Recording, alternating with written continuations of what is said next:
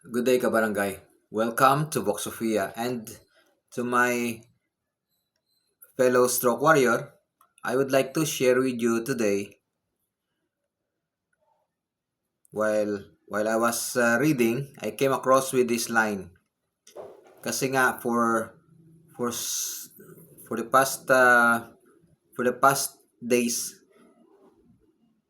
na papansin ko na maraming pinagmamayabang na ang kanilang lolo, ang kanilang tatay, ang kanilang magulang ay nabuhay ng matagal.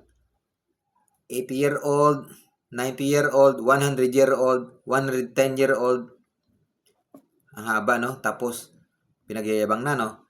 Until I came across with this line.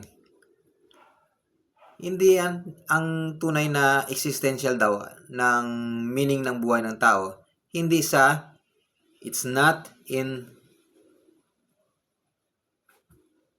rather, it's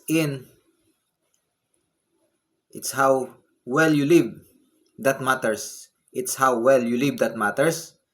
It's not how long. So, ibig sabihin, hindi yun sa pahabaan ng buhay. Habang buhay na tanga. Kundi, nasa kung gaano kagaling, kung gaano kabuti ang naging buhay mo. Yun ang nandun ang existential meaning. Wala sa pahabaan, kundi sa kung gaano kagaling, kung gaano kabuti ang naging buhay mo. Kaya, mabuhay ng mabuti, hindi yung mabuhay ng mahaba. Ganon.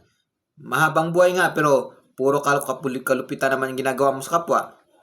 Puro naman panduloko naman sa kapwa ang ginagawa mo. Walang existential meaning dun.